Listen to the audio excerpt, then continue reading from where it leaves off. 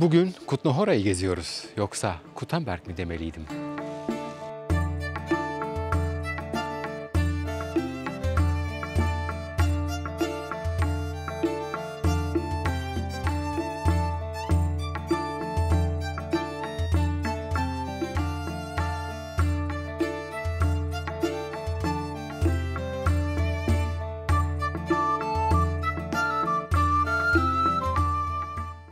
Prag gezi videolarıma gösterdiğiniz ilgiden dolayı çok teşekkür ederim. Bu videolardan dolayı da bana en çok gelen sorulardan biri Prag haricinde günübirlik gezebileceğimiz başka nereleri önerirsiniz? İşte bu video tam sizin için. Çünkü Kutna Hora bu bölgede Prag'dan sonra en değerli, en önemli ve en güzel ikinci şehirlerden biri. Bu senede Kutna Hora ününe ün kattı. Kingdom Comes Deliverance 2 oyununun büyük bir sahnesi burada bu Kutna Hora şehrinde geçmektedir. Bugün tabii en iyi yaptığımız şeyi yaparak Dünya UNESCO Mirası listesinde bulunan Kutna Hora'yı en güzel ve en verimli bir şekilde nasıl gezeriz bunu göreceğiz. Ve neden Orta Çağ Avrupa'sının en güzel şehirlerinden biri olduğunu öğreneceğiz. Bu yazda yeni bir seriye başlamak istiyorum. Biliyorsunuz Çek Cumhuriyeti'nde yaşıyorum ve Çek Cumhuriyeti'nde Prag'dan sonra en önemli görülmesi gereken yerler nelerdir? Bunları tek tek gezmek istiyorum. Birinci noktamız bence Prag'dan sonra en güzel şehirlerden biri ve en yakın şehirlerden biri olan Kutna Hora'dayız. Eğer siz de bu şehirlere ve bu gezeceğimiz yerlere tanık olmak istiyorsanız şu anda abone olmayı unutmayın. Yine çok fazla konuştum. Hadi videoya başlayalım. Prag ana tren istasyonundayız. Hlavni Nadraji diye geçiyor. Haritada şu anda gösteriyorum, çok merkezi bir yerde. Buraya metro ile gelebilirsiniz. Kırmızı metro, C hattında. Zaten merkezi bir yerde olduğu için yürüyerek gelebilirsiniz ya da taksiyle gelebilirsiniz. Yani buraya ulaşım çok rahat. Bu ana tren istasyonundan her saat başı Kutna Hora'ya tren var. 55 dakika sürüyor. İlk iş buradan biletlerimizi alacağız. Bileti aldıktan sonra platforma geçeceğiz. Platform numaramız 4S olarak açıklandı. Yani Sever. Yani kuzey platformuna gitmemiz gerekiyor. Burada görüyorsunuz güney ve kuzey platformu olarak ayrılıyor burada ana tren istasyonu. 1B ve 1A. Dördüncü platforma geldik. 9'u 8 geçe trenimiz.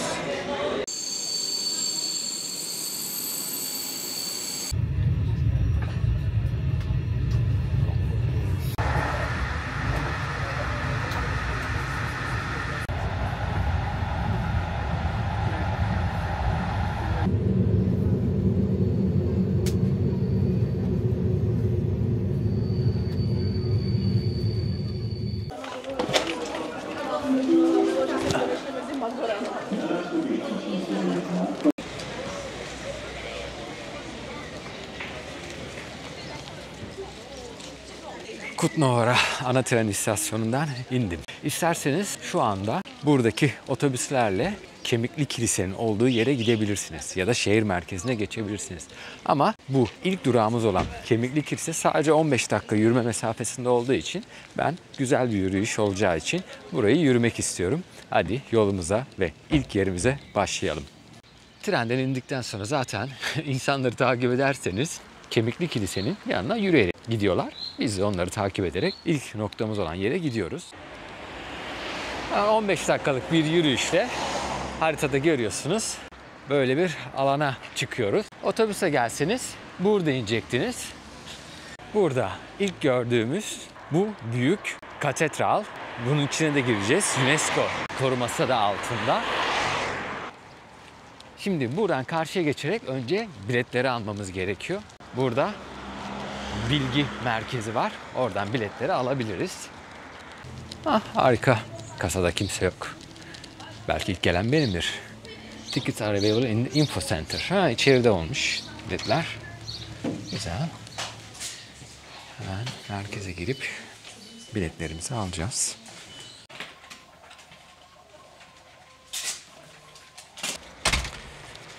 Evet, biletimizi aldık. Arkamda bulunan Meryem Ana Kilisesi 1, Kemik Kilisesi 2 ve 3. ve bugün son durağımız olan San Barbara Katedrali'ne de 3 farklı bilet bir anda alabiliyorsunuz ve ücreti 360 kron. İlk olarak başlayacağımız nokta tabii ki Kemik Kilisesi. Hemen burada 2 dakikalık yürüyüş mesafesinde, burada haritada görüyorsunuz. Dikkat etmemiz bir gereken kuralda da Kemik Kilisesi'nde fotoğraf ve kamera yasak. Bu nedenle içeride kamera çekimi yapamayacağım ama siz hiç merak etmeyin. İçeride o kadar çok fotoğrafım, o kadar çok videom var ki ben size onları içeriye anlatırken gösteriyor olacağım. Hiç merak etmeyin. Kısa bir yürüyüşün ardından Settlets Ossuary Bone Church İngilizcesi ve Türkçesi de tabii ki Kemik Kilise'nin yanına geldik. Dışında mezarlar var, görüyorsunuz. Evet, Settlets yani Kemik Kilisesi Roma Katolik Şapeli tarzında yapılmıştır ve 1278 ve 1279 yıllarında yapımına başlanmıştır. Sistersiyen tarikatından Abbot Henry Kudüs'e yani kutsal topraklara gider ve oradan bir avuç toprak getirir ve buraya, kiliseye bu toprakları saçar ve aslında bu kilisenin ünlenmesi de bu şekilde başlar. Kilisenin mezarlığı kutsal toprak olarak ünlenir ve Avrupa'dan binlerce kişi burada gömülmek ister. Özellikle 14. yüzyıldaki veba salgını ve Hussite savaşları sırasında çok sayıda ölü buraya defnedilir. Avrupa'daki veba salgını ve savaşlardan dolayı da buraya gömülen beden sayısı çok fazla artar ve artık mezarlık dolup taşar. Kemikler mezarlarından çıkarılır ve şapelin, bu kilisenin alt katındaki depolara stoklanmaya başlanır. 1511 yılında ise ilk defa bir kör keşişin buradaki kemikleri düzenlediği söylenir, rivayet edilir. Evet, biletimiz burada. İçeri doğru geçelim. Orada işarette görebiliyorsunuz. Kameralar yasak, fotoğraf yasak. Önemli değil. Dediğim gibi ben size hem videoları ve fotoğrafları gösterirken genç halimi göreceksiniz. Belki 10 sene önceki fotoğraflarımı göreceksiniz. Bir yandan da burayı anlatmaya devam edeceğim. 1870 yıllarında da Schwarzenberg ailesi tarafından bu bölge satın alınır ve ahşap ustası František Rint'e görevlendirilir. František Rint 40.000 kemiği temizler, dezenfekte eder ve simetrik şekilde sanatsal olarak düzenler. Kendi imzasını bile kemiklerden oluşturur. Burada duvarda görebiliyorsunuz. Peki yani içeride neler var? İçeriye girelim mi diye sorarsanız, yani kemik bir avize var. Neredeyse insan vücudundaki her kemik türünden yapılmış dev bir avize. Kafatasından yapılmış zincirler var. Tavan boyunca uzanan kemik zincirler. Schwarzenberg ailesinin arması var. Bu çok enteresan. Bu armayı şu anda görüyorsunuz. Kartalın bir Türk gözünü gagasıyla oyduğu bir sahne yapılmış. Bu da kemiklerle canlandırılmış. Biliyorsunuz o zamanlar Osmanlı'ya karşı bu şekilde yapılan dekorasyonlar güç gösterisi olarak kabul edilirdi. Bu da burada mevcut. Ve dört köşede bulunan 4 büyük piramit var. Bunlar böyle kafeslerin arkasında. Şapelin köşelerinde simetrik yığılmış kemik kuleleri var. Haçlar, haşhaş süslemeleri ve çiçek desenleri var. Tamamı da kafatasından ve uzun kemiklerden oluşmuş. Evet, kiliseyi gezmeyi bitirdik. Aslında çok küçük bir kilise ama değişik bir kilise tabii ki gördüğünüz gibi. Devam edelim, buradan çıkalım. Zaten 20 dakika içinde böyle her şeyi görebiliyorsunuz. Hemen caddenin aşağısında bulunan ikinci kiliseye, katedrale geçelim. İkinci durağımız da orası olacak. Haritada görebiliyorsunuz. Yol üstünde restoranlar var, oteller var. Hediyelik eşya alabileceğiniz yerler var. Her geldiğimde buradan hediyelik eşya alırdım. Burada çok güzel eşyalar var. İçeri girip birkaç bakalım isterseniz hemen. Video yapmadan önce sordum. Buraya her geldiğimde buradan eşya aldığımı söyledim. Eğer video çekebilir miyim diye sordum. Ona tabii ki sorun olmaz dedi. Reklam yaptığın için de teşekkür ederim dedi. Buraya gelip oradaki hediyelik eşyadan şeyler satın alabilirsiniz. Tak dziękuję moc krát. Naschledanou.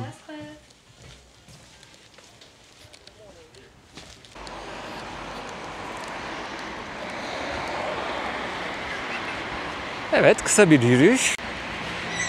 Kutsal Meryem Ana'nın göğe kabulü ve Yahya Kilisesi. Kutnahora'daki en önemli dini yapılardan biridir ve UNESCO mirası listesinde yer almaktadır.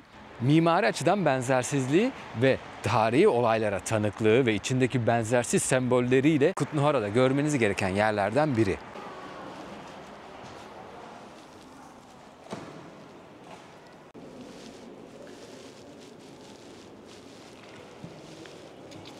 Bu kilise de diğer kemik kilise gibi ilk yapımına 1290'larda başlanmış. 1142'de kurulan Sistersyan Manastırı'nın bir parçası olarak inşa edilmiş. Çekya'daki ilk gotik tarzda mimariye sahip büyük kilise olarak kabul ediliyor. Yani Setlet mezarlığı ile birlikte Avrupa'nın en önemli haç noktalarından da biri haline gelmiştir. Nerede olduğumu biliyor musunuz? İlk defa bir kilise orguna bu kadar yaklaştığımı söylemem gerekir. Bu kilise, koca kilise orgunu çalan kişinin oturduğu yer.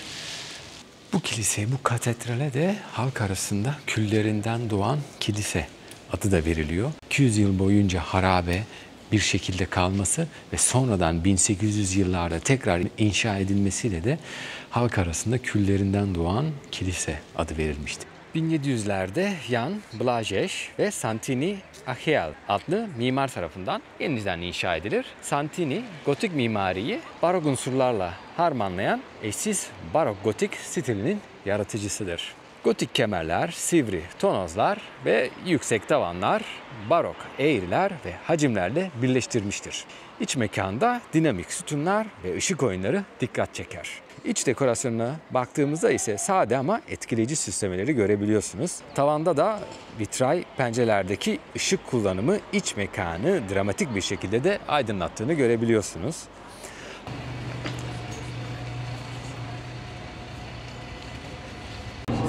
...801 numaralı otobüsü de buradan hemen kiliselerin bulunduğu yerden binerek Kutluhora Eskişehir merkezine gidebilirsiniz.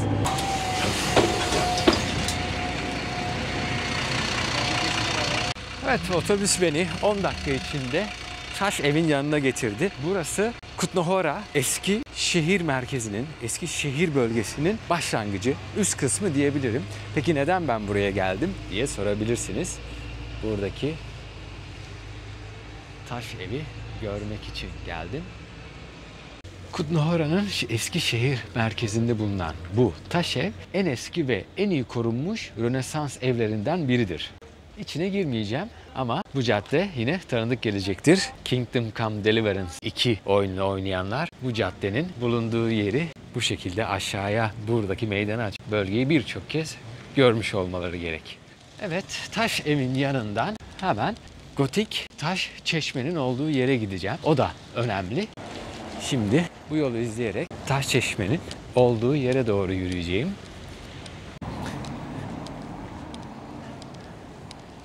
Kısa bir yürüyüşe de taş çeşmenin olduğu yere geldim. Yine oyunu oynayanlar anımsayacaktır. Bu taş çeşmede, bu meydanda oyunun içinde yer almaktaydı. Hemen görüntüleri değiştirerek size de gösteriyorum. Gotik taş çeşme Kutluhora'nın en dikkat çekici açık hava yapılarından biridir ve bir çeşmeden de aslında daha fazlasıdır. Peki bir başka soru, evet, niye bu çeşme o kadar ünlü, o kadar önemli? 14. ve 15. yüzyıllarda Kutluhora'daki madencilik o kadar üst seviyeye çıkmıştı ki Avrupa'nın her yerinden insanlar buraya gelmeye başlamıştı. Ve tabii ki Kutluhora'daki nüfus neredeyse Londra'nın bile 2 katına çıktığı söylenmekte.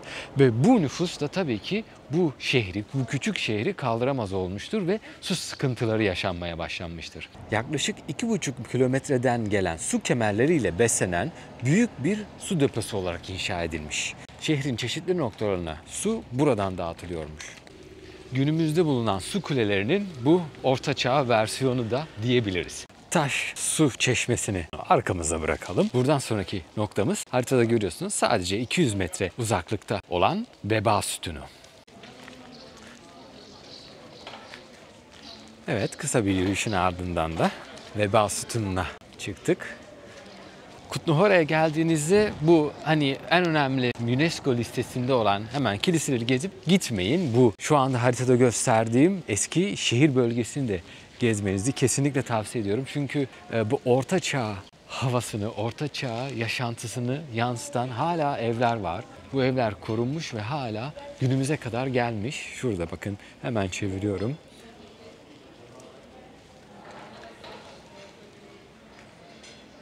Veba sütununun da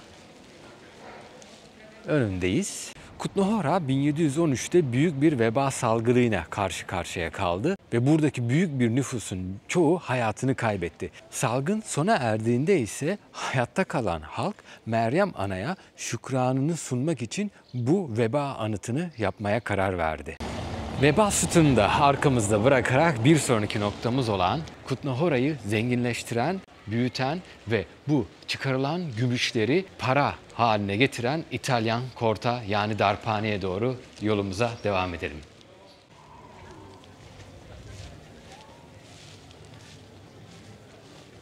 Aziz Yakup Kilisesi'nin hemen yanında Kutluhora'nın tarihindeki en stratejik ve sembolik yapılarından biri olan İtalyan Kort. Yani Bohemya Kraliyet Darphanesi'nin de önüne geldik.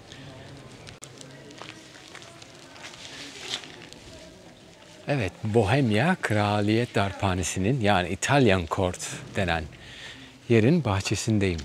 Oyuncular, hatırladınız mı? Hemen görüntüleri değiştiriyorum oyunlarla. Burada Kutluhora'da çıkarılan gümüş madenlerinin paraya çevrildiği yer. Neden buraya İtalyan Kort yer deniyor? Çünkü İtalyanların buraya getirilerek para nasıl basılır? Bu elimde gördüğünüz, şu anda bana da verdiler, 50 kronaya aldık. Bu parayı şu anda burada normal üzerine baskı uygulayarak darphanede yapılmış bir paraya çevireceğiz. Bunu da bana yardımcı olacaklarını söylediler. Şimdi burayı gezeceğiz. Bakalım İtalyan Kort nasılmış? Peki neden İtalyan Kort dendiğini size anlatıyordum.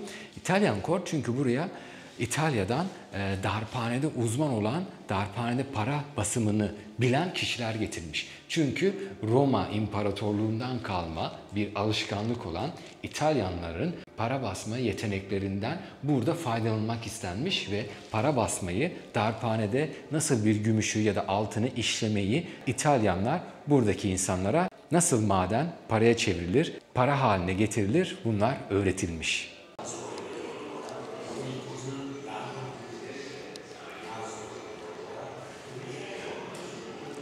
Burada gümüş madeninin çıkartılması, sonra burada görüyorsunuz eritilmesi.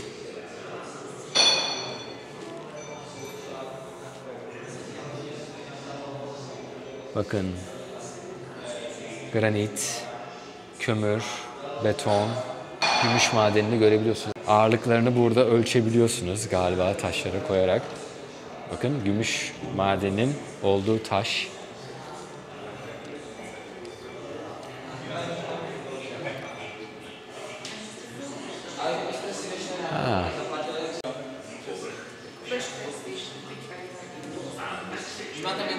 Yes, I have.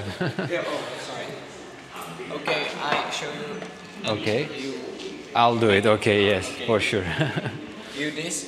So, şimdi burada bize verilmiş. Şimdi bu alüminyumu burada bunun üzerine koyuyoruz. Tabii ki bununla direkt vuramayacağımız için bize bir kalıp verilmiş. Çünkü bu kalıp bayağı ağır. Buraya yerleştiriyoruz bu kalıbı. Şimdi elimize verilmiş buradaki kalıp çıkartan şeyle çekişle ağır bir şekilde vuracağız ve bizim paramız oluşacak umarım. Aha. Evet, görüyorsunuz burada paramızı oluşturmuş olduk. Üstünde ne var? Czech Crown'u görüyorum ve bu kısımda da aslan, Çek aslanı armasını görüyorum. Bohemya Kraliyet Darphanesi, bir diğer adıyla da İtalyan Kort'tan şu anda çıktık. 170 krona tuttu burası da. Gümüş paraların yapıldığı yeri gördük. Şimdi de artık madeni görmek istiyorum. Czech Silver Museum yani Çek Gümüş Müzesi olarak geçiyor madenin bulunduğu yer. Şimdi oraya doğru yürüyeceğiz. 300 metrelik yine bir yürüme mesafesinde olacak. Bugün özel bir günmüş. Sürekli bir kostümle sokaklarda gezen kişileri görebiliyoruz.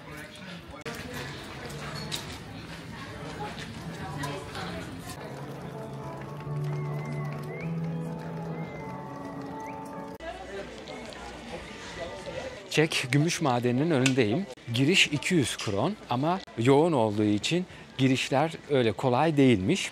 Biletimi aldım ama saat 4'e, çünkü yoğunluk yaşanıyormuş ve rezervasyonum var mı diye sordular. Bu nedenle eğer buraya gelirseniz ve Gümüş Madeni'ni görmek isterseniz galiba rezervasyon yapmanızı tavsiye ederim. Şu anda saat 1. Fena bir saat değil aslında. Saat 4'e kadar vaktim var. Şimdi Azizler Yolu'na yürüyeceğim ve ardından St. Barbara Katedrali'nin önüne çıkacağım. Yine UNESCO listesinde bir katedral. Bu nedenle onu da gezmeme çok fazla vaktim olacak. Tabii ki ardından burada bir ortaçağ restoranına girerek de bir yemek yemeyi hak ettiğimi düşünüyorum.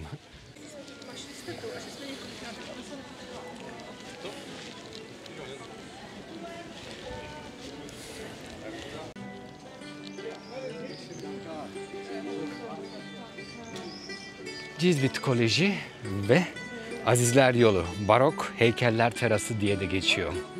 Ve bu yol bizi karşıda görüyorsunuz St. Barbara Katedrali'ne çıkartıyor.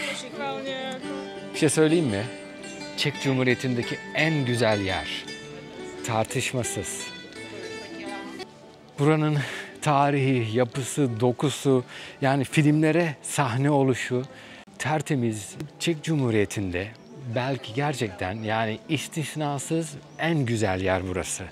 Kesinlikle buraya gelmenizi, bu yoldan yürümenizi tavsiye ediyorum. Yani sadece yolun kendisi harika bir katedrale, gotik bir katedrale çıkıyor. Ve şöyle hemen kenara geçiyorsunuz. Manzarası size harika bir görüntü sunuyor.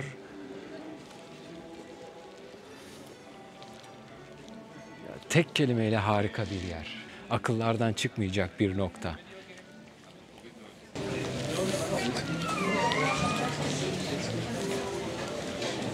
Evet, St. Barbara Kilisesi'nin önüne geldik. Dışından ayrı güzel, içinden başka güzel olan St. Barbara Kilisesi. Şöyle bir kenara oturalım ve bakalım St. Barbara Kilisesi, St. Barbara Katedrali hakkında sizlere neler anlatabilirim. Onlara şöyle bir bakalım. Sadece Kutna Hora'nın değil, tabii ki tüm Çekya'nın en görkemli ve en özgün yapılarından biridir. Gotik mimarisinin bir başyapıtı olarak kabul edilen bu katedral, maden işçilerinin koruyucusu Azize Barbara'ya adanmıştır ve Kutna Hora'nın zengin madencilik tarihini hem simgesel hem de fiziksel olarak yansıtır. İnşasına tabii 1358'li yıllarda başlanmış. Çünkü o zamanlarda artık Kutna Hora zengin. Bunun nedeni biliyorsunuz gümüş madenleri. Gümüş madenleri sayesinde insanlar buraya akın etmiş, paralar basılmış ve buna minnet olarak da bu St. Barbara Kilisesi inşa edilmiş. Ama böyle bir baktığınızda yarım kalmış gibi dışarıdan görünebilir. O da aslında bir süre sonra paranın suyunu çekmesinden dolayıdır. Yapımı Prag'daki St. Vitus Katedrali ile eş zamanlı ilerleden, bir önceki videomda hatırlarsınız St. Vitus Katedrali'ni de size göstermiştim. Bundan dolayı da benzer mimari etkileri taşımaktadır. Tabii ki dışarıdan şu anda gösterdiğim drone videolarından da gördüğünüz gibi son dokunuşlarla 19. yüzyıl neo-gotik bir görünüş, neo-gotik bir mimari eklendi.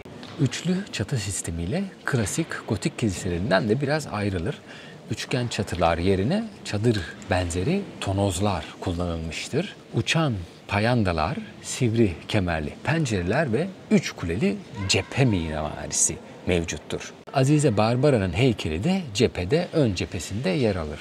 Peki buraya geldiniz, burayı neden görmelisiniz? En güzel gotik katedrallerinden biridir. Tabii ki Prag'daki Aziz Vitus Katedrali ile birlikte. Kutna Hora'da da olduğu için madencilikle mimarinin birleştiği nadir bir örnektir. Ve UNESCO tarafından Dünya Kültür Mirası olarak da korunmaktadır. Saat 3'e geldi. Öğle yemeği için Datitski denen bir restorana geldim. Restoran tam bir Çek restoranı. İçerisinin dizaynı güzel. Eğer yaz ayında gelirseniz bahçesi de var. Bahçesi geniş.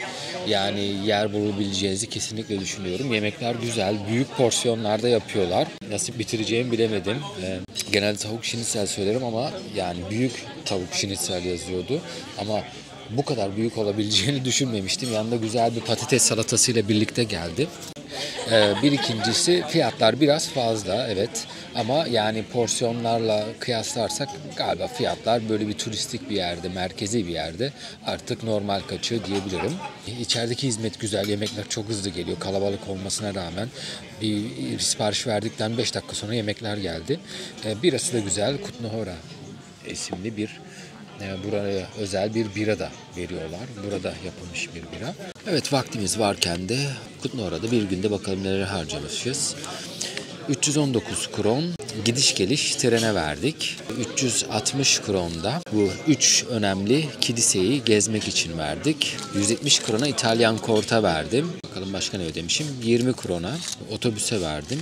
200 krona da gümüş madenini ödedik. Evet, yanlış hesaplamadıysam toplamda 1069 krona yapmış. Şimdi yediğim yemekte büyük ihtimal 350 krona gibi bir şey tutacak. Yani toplamda 1400 kronalık. 1400 krona ise 2578 lira ediyor internetteki yazan hesaba göre. Kutnohora'yı günübirlik gezmenin ücreti bence maksimum 2570 lira gibi bir şey tutar. Tabii eğer hediyelik eşyalar falan da almaya kalkarsanız bu ücret katlanarak gider. Ama bir gün içinde göreceğimiz her yeri görüp ve bir yemek yiyerek buradan ayrılırsak harcamamız 1400 kron. Yani 2500 civarı, 2500-3000 lira civarı oluyor. Kutnohora'daki gümüş madeniyle de günümüzü bitireceğiz.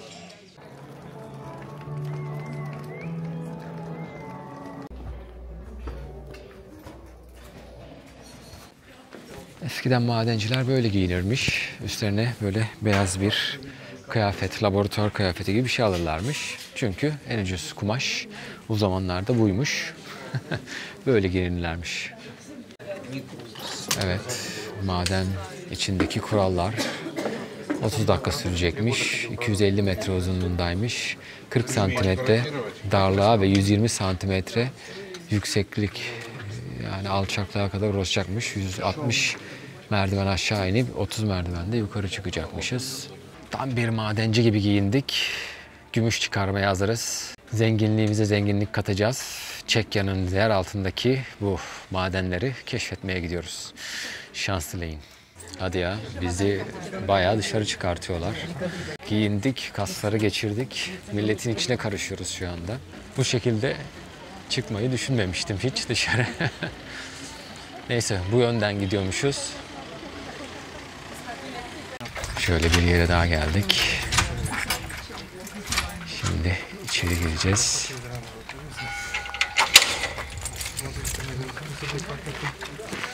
Před vchodem do dolu svatého Jiří čeká nás 160 stupňů dolů. Tady je to všude osvětlené. Evet. Bir önceki videomda gördüğünüzde Krakow tuz madenine inmiştik. Şimdi Kutnohora gümüş madenine iniyoruz. Tuz madenini tercih ederim.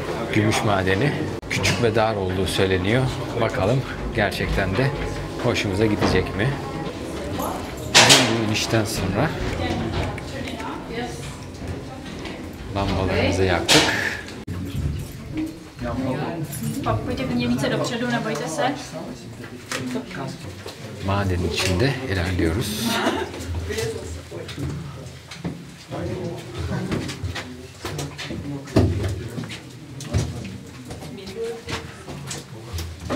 Madenden sürekli sular damlıyor.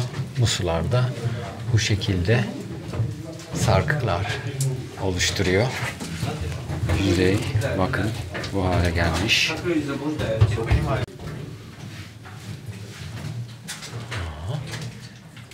Gördüğünüz gibi eğilerek gitmek zorundayız.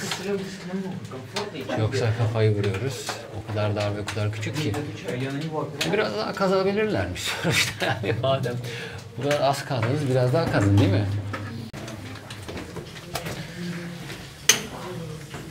Böyle bir yere çıktık. Yeraltı suları görünebiliyor bakın. Aşağısı gözükebiliyor. Aşağıya doğru. Yani aşağısı su dolmuş. Ne kadar derine gidiyor, nereye gidiyor çok da bilinmiyor. O kadar dar ki oraları gezmek hiç kolay değilmiş. Nasıl durduğunuza inanamazsın. Bakın şimdi önümde biri. Şurada birkaç kişi tıkış tıkış üst üste duruyoruz resmen. Burası çok dar. Kendimi gerçekten madenci gibi hissediyorum.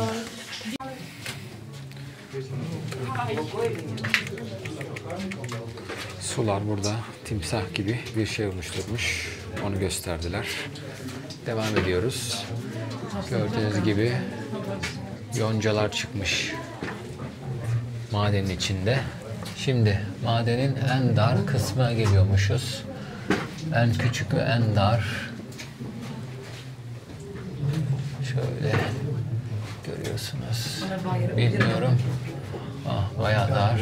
Evet. Aa, ne güzel. Şuralara bakın. Arkadaş, biraz genişletin buraları ya. Çekya devleti çalışmıyor. Nasıl geçiyor bile? Oh. Okey. Dobry.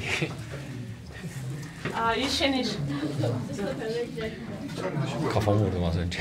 Biraz fazla tepki verdim. Dar. Oo, bayağı daraldı. Zor sığıyorum şu anda. Eğiliyoruz. Bayağı biri. Bayağı eğildik. Şu anda kollarımı bile zor açabildiğim bir alandan geçiyorum. Umarım bu yolun sonunda bir çıkış vardır. Çünkü buraya geri dönmek hiç istemem. Şöyle yan dönelim. Yan gidelim. Oo, yok artık.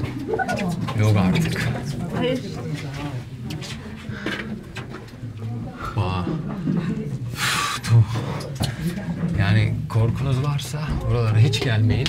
Karanlık. Şuraya bakın ya. Eğer şu arkada bıraktığım yer, yani sürünerek geçtik neredeyse. Eğer bu dar alanlarda korkunuz varsa buralara hiç gelmeyin.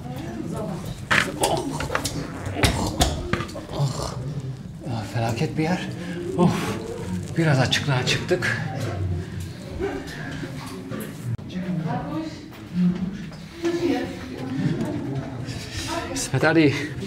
İsmet Ali.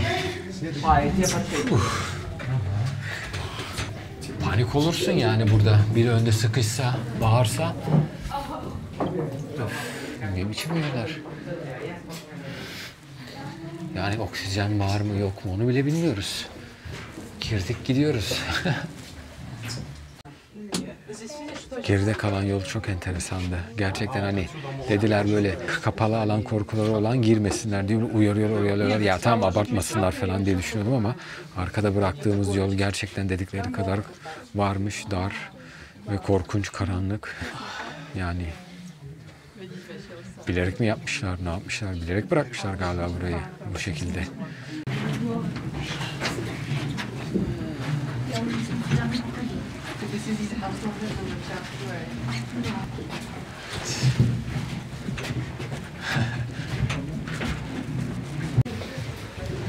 Evet, bitirmişiz. Çok şükür çıktık.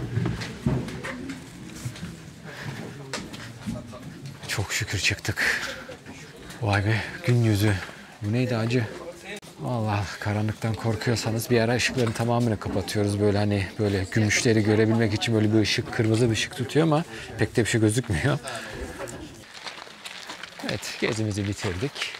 Yolda birkaç tane. Okay, you wanna say hello? Hello. My friend from Poland and your name? Arthur. So, yeni bir takipçimiz oldu, Arthur. So, he is our new subscriber. Evet, başladığımız noktaya, Gümüş Maden Müzesi'ne şimdi geri geldik. Artık bence bu şekilde de burada da videoyu bitirmek istiyorum. Üstümde garip kıyafetler, insanların içinde. Bu güzel gümüş madenini arkamızda bırakarak Kutna-Hora ana tren istasyonunun yolunu tutmaya gidiyoruz. Saat şu anda 5:30. Kutna-Hora'yı bitirmiş oldum. Şimdi de tekrar ana tren istasyonuna dönüp Prag'a geri dönüş yapacağım. Videoyu buraya kadar izlediyseniz çok teşekkür ederim. Dediğim gibi yeni videolar kanalda olacak. Çekya ile ilgili. Bir sonraki video büyük ihtimal Karlovy Vary olacak. Ardından Český Krumlov gelecek. Eğer bu videoları da kaçırmak istemiyorsanız kanala abone olun ve bu videoyu da beğenmeyi unutmayın. Bir sonraki videoya kadar kendinize iyi bakın ve hoşça kalın.